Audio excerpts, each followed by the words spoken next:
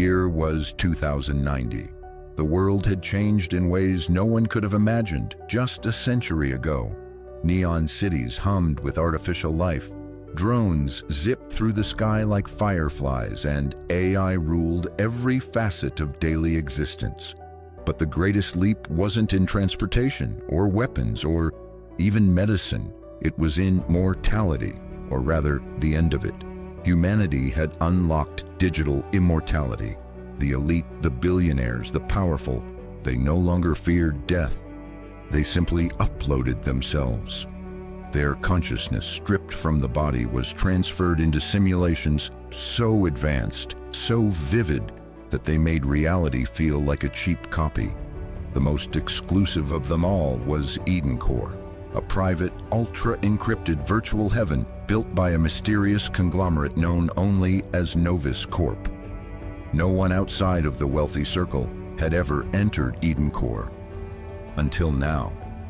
In a small, flickering apartment on the edge of the Undercity, Kian Voss hunched over his desk. He was 24, sharp-eyed, sharp-minded, and completely broke. The world didn't care how smart you were if you couldn't pay your way into the future. But Kian didn't need money. He had something far more dangerous: skill. Lines of code scrolled across his screen faster than most could read. His fingers danced across the keyboard as he bypassed security layers designed by the most powerful quantum systems. Every alarm, every firewall, every self-healing protocol ripped open and rewritten. After months of obsession, sleepless nights, and a body half-fueled by caffeine and code, he did it. Unauthorized access granted blinked on his screen, preparing for upload.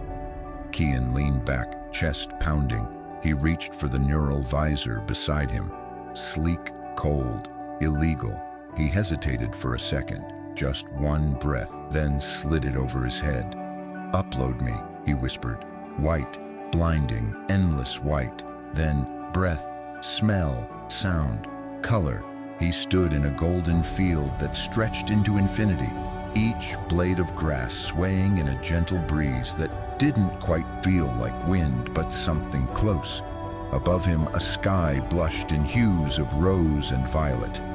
A warm sun bathed the landscape in soft light. It was stunning. Kian looked down at his hands. They were perfect, young, strong, not the scarred ones he had back in the real world. "I'm in," he whispered. I actually did it." He took a few steps forward, feeling the digital soil beneath his feet, the soft hum of energy pulsing under the surface like a heartbeat. And then he saw it, just for a second. A flicker. One of the flowers nearby glitched. Its petals shimmered out of sync with the rest of the field. A fragment of static buzzed in the corner of his vision. Kian froze. "That was a rendering error," he muttered, frowning. "This place isn't stable." Without warning, a figure appeared behind him. Not walked up, not emerged. Appeared, like a model loaded into a game scene. She was beautiful, eerily so. Skin like porcelain, long silver hair that floated slightly as if underwater. Her name tag hovered above her head in smooth digital font. AVA Simulation Guide. "Welcome to EdenCore, Kian Voss," she said, smiling with robotic perfection. "You are safe. You are loved. You are eternal." Kian took a cautious step back. "Do you say that to everyone?"